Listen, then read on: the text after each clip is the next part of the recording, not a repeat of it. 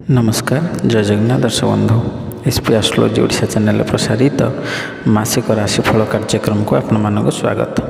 दर्शक बंधु आज आम आलोचना करवा 2024 मसीहा मे मासरे केमिति रहिबो राशिचक्र चतुर्थ राशि कर्कट राशि शुभाशुभ राशिफल विषय विस्तृत भाव आलोचना करवा। किंतु ता पूर्व जदि आपण मैंने आम चैनल को प्रथम थर कर आसी था तेज भिडियोटी को लाइक करूँ शेयर करूँ और चैनल टी को सब्सक्राइब कर पाखे बेल आइकन को प्रेस करूँ जहाँद्वारा कि आम चैनल अपलोड होता समस्त वीडियो आप सर्वप्रथम देखार सुजोग पाइपर। चल दर्शक बंधु अविलंब करवानी चलतु आरंभ करवा आज आलोचना चक्र 2024 मे मासरे कर्कट राशि व्यक्तिविशेष मानकर शुभाशुभ राशिफल। ए कर्कट राशि जार अधिपति ग्रह होउछन्ति चंद्र। कर्कट राशि शुभवार रविवार सोमवार घातवार बुधवार शुभ संख्या 2 7 9 शुभ रंग धला नाली। यही कर्कट राशि व्यक्तिविशेष माने केमिति होइथान्ति तांकर चरित्र स्वभाव रे। यही राशि जात व्यक्ति परोपकारी संग्रहशील पुत्रवान गुणवान साधु पितृभक्त और स्त्री मानक ठारे बस नुहंती। प्रथम भाव रोगी और दरिद्र मध्य भाग सुखी तृतीय भाग धर्माचरणकारी तीर्थयात्रा परायण होइथान्ति। तार ललाट रेखायुक्त बामांगरे अग्निभय मस्तक पीड़ायुक्त और सेमाने बंधु बहु बंधुयुक्त और बहु भाड़िजायुक्त होइथान्ति। एही कर्कट राशि व्यक्तिविशेष मानकर कौन रही मे मासरे गोचरीय ग्रह स्थिति से विषय नजर पकड़वा। मेष राशि रवि वृष राशि बृहस्पति कन्या राशि केतु कुंभ राशि शनि एवं मीन राशि राहु मंगल बुध शुक्र अधिष्ठान करुछन्ति। समय अनुसार ग्रह माने तांकर स्थान परिवर्तन करिपारन्ति। तो दर्शक बंधु यही गोचरीय ग्रह स्थिति को नजर रखी आम यह विचार करिपरिबा जे एही मास कर्कट राशि लोकंक पई अनेक उपाय अनुकूल हेबार संभावना अछि। आपणकर आवश्यकता होछि निजर प्रतिभा को चिन्हिबा एवं निजर कार्य को त्वरान्वित करिबा। निजर चैलेंज गुडी को छाड़ी आपणक नियंत्रण रे बहुत किछि अछि।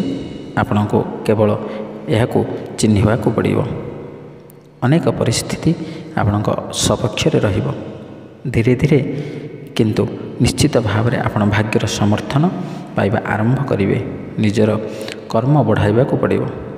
या सहित आपण सफलतार बड़ संभावना पाइपर।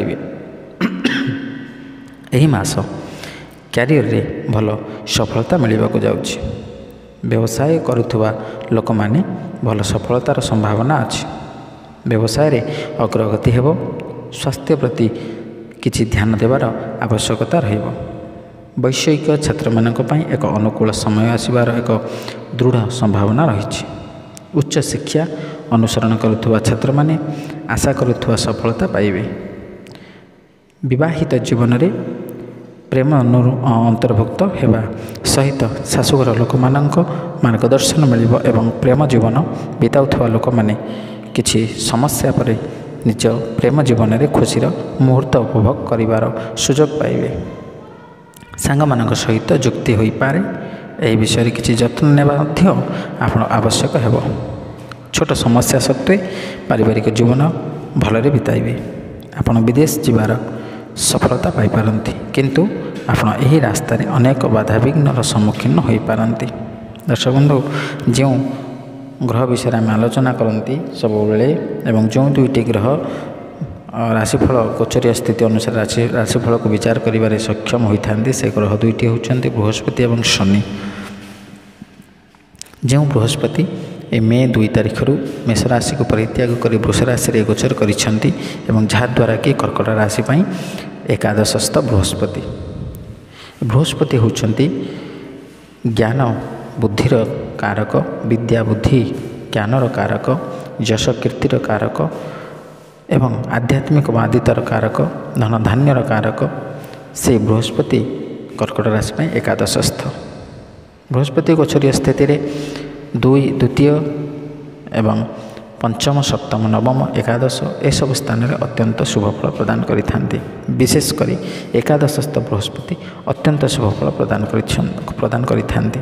ତେଣୁ କର୍କଟ ରାଶି ପାଇଁ ବର୍ତ୍ତମାନ ବୃହସ୍ପତି ହେଉଛନ୍ତି ଏକାଦଶସ୍ଥ। ତେଣୁ ପ୍ରତ୍ୟେକ କ୍ଷେତ୍ରରେ ଧନଧାନ୍ୟ କ୍ଷେତ୍ରରେ, ଜ୍ଞାନ ବୁଦ୍ଧି କ୍ଷେତ୍ରରେ, ବିଦ୍ୟା କ୍ଷେତ୍ରରେ ଆପଣ ଅତ୍ୟନ୍ତ ଶୁଭଫଳ ପ୍ରାପ୍ତ କରିବେ। ଆୟ ଆପଣଙ୍କର ନିଶ୍ଚିତ ଭାବରେ ବୃଦ୍ଧି ପାଇବ, ଅଯଥା ଖର୍ଚ୍ଚ କମିବ, ଜ୍ଞାନ ପ୍ରାପ୍ତି ହେବ, ଯଶ ଅର୍ଜନ କରିବେ, ଯଶ କୀର୍ତ୍ତି ପ୍ରାପ୍ତ କରିବେ, ଆଧ୍ୟାତ୍ମିକତାବାଦୀ ହେବେ ଏବଂ ଆପଣଙ୍କର ଯଦି ବ୍ୟବସାୟ ବାଣିଜ୍ୟ କରୁଛନ୍ତି ସେଥିରେ ଆପଣ ନିଶ୍ଚିତ ଭାବରେ ଆକସ୍ମିକ ଭାବରେ ଲାଭ କରିବେ ଏବଂ ଯେଉଁମାନେ ସେୟାର ମାର୍କେଟରେ ଅର୍ଥ ବିନିଯୋଗ କରିଛନ୍ତି ସେମାନେ ଆକସ୍ମିକ ଭାବରେ ମଧ୍ୟ ସେମାନେ ଅର୍ଥ ପ୍ରାପ୍ତି କରିପାରିବେ ଏବଂ ଆଧ୍ୟାତ୍ମିକବାଦୀ ମଧ୍ୟ ଆପଣ ହେବେ। ଭଗବାନଙ୍କ ପ୍ରତି ଆଗ୍ରହ ବଢ଼ିବ ଏବଂ ପୂଜାର୍ଚ୍ଚନା ମଧ୍ୟ ଆପଣ ରତ ରହିବେ ଏବଂ ଯେଉଁମାନେ ବିଦ୍ୟାର୍ଥୀ ପାଠପଢ଼ାରେ ରତ ରହୁଛନ୍ତି ସେମାନେ ପାଠପଢ଼ାରେ ସେମାନଙ୍କର ଏକାଗ୍ରତା ରହିବ ଏବଂ ଆବଶ୍ୟକତା ଠାରୁ ଅଧିକ ବିଦ୍ୟା ସେମାନେ ଅର୍ଜନ କରିବେ ଏବଂ ପରିଶ୍ରମ ଅନୁସାରେ ଫଳ ନିଶ୍ଚିତ ଭାବରେ ପ୍ରାପ୍ତ କରିବେ। ଏବଂ ଯଦି ଆମେ ଶନିଙ୍କ କଥା ବିଚାର କରିବା ତେବେ ଶନି ହେଉଛନ୍ତି ନ୍ୟାୟର ଦେବତା।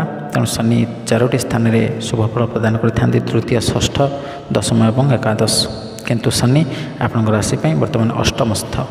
ତେଣୁ ଅଷ୍ଟମସ୍ଥ ଶନି ନିଶ୍ଚିତ ଭାବରେ ଆପଣଙ୍କୁ ଅଶୁଭ ଫଳ ପ୍ରଦାନ କରିବେ।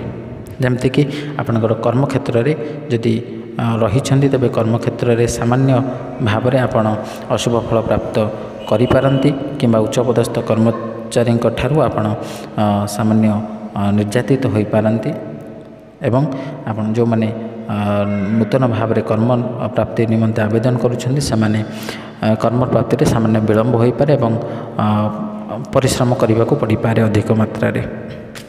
ଦର୍ଶକ ବନ୍ଧୁ, ଯେଉଁ କଥା ଆମେ ଆଲୋଚନା କଲେ ଶୁଭାଶୁଭ ବିଷୟରେ ସେ ଅଶୁଭ ଫଳକୁ ପରିତ୍ୟାଗ କରି ଶୁଭ ଫଳ ପ୍ରାପ୍ତ କରିବା ନିମନ୍ତେ ଆମେ କେତେଗୁଡ଼ିଏ ପ୍ରତିକାର ବିଷୟରେ ଆଲୋଚନା କରିବା। ସେ ପ୍ରତିକାର ଗୁଡ଼ିକ ଆପଣ ଆପଣାଇଲେ ନିଶ୍ଚିତ ଭାବରେ ଶୁଭ ଫଳ ପ୍ରାପ୍ତ କରିପାରିବେ। ଯେ ପ୍ରତିକାର ଗୁଡ଼ିକ ହେଉଛି ଆପଣ ଭୁବନେଶ୍ୱରୀ ଦେବୀଙ୍କୁ ଦର୍ଶନ କରନ୍ତୁ, ସାମାନ୍ୟ ପୂଜା ଅର୍ଚ୍ଚନା କରନ୍ତୁ କିମ୍ବା ଶିବଙ୍କୁ ଆପଣ ଦର୍ଶନ କରନ୍ତୁ। ପ୍ରତି ସୋମବାର ଦିନ ଶିବ ଦର୍ଶନ କରନ୍ତୁ ଏବଂ ଆପଣଙ୍କର ନାଁ ଏବଂ ଗୋତ୍ରରେ କ୍ଷୀର ଲାଗି କରନ୍ତୁ। ଶିବ ପଞ୍ଚାକ୍ଷର ସ୍ତୋତ୍ର ମଧ୍ୟ ପାଠ କରନ୍ତୁ କିମ୍ବା ଆପଣଙ୍କର ପ୍ରତିଦିନ ଶ୍ରୀ ବଜରଙ୍ଗ ବାଣ ପାଠ କରିବା ଉଚିତ ଏବଂ ପ୍ରତିଦିନ ଆପଣ ସ୍ନାନ ପରେ ହନୁମାନ ଚାଳିଶା ପାଠ କରନ୍ତୁ। ଏହା କରିବା ଦ୍ୱାରା ନିଶ୍ଚିତ ଭାବରେ ଦେଖିବେ ଆପଣଙ୍କର ଅଶୁଭ ଫଳକୁ ପରିତ୍ୟାଗ କରି ଶୁଭ ଫଳ ପ୍ରାପ୍ତ କରିପାରିବେ। ତାହେଲେ ଦର୍ଶକ ବନ୍ଧୁ, ଆଶା କରେ ଭିଡ଼ିଓଟି ଭଲ ଲାଗିଥିବ। ଯଦି ଭଲ ଲାଗିଛି ତେବେ ଭିଡ଼ିଓଟିକୁ ଲାଇକ୍ କରନ୍ତୁ ଏବଂ ଅଧିକରୁ ଅଧିକ ସେୟାର କରନ୍ତୁ ଏବଂ ଆପଣଙ୍କର ସୁଚିନ୍ତିତ ମତାମତ ଦେବାକୁ ଜମା ବି ଭୁଲନ୍ତୁନି। ତାହେଲେ ଆଜି ପାଇଁ ବିଦାୟ ଦିଅନ୍ତୁ। ରହିଲି, ନମସ୍କାର, ଜୟ ଜଗନ୍ନାଥ, ନମସ୍କାର।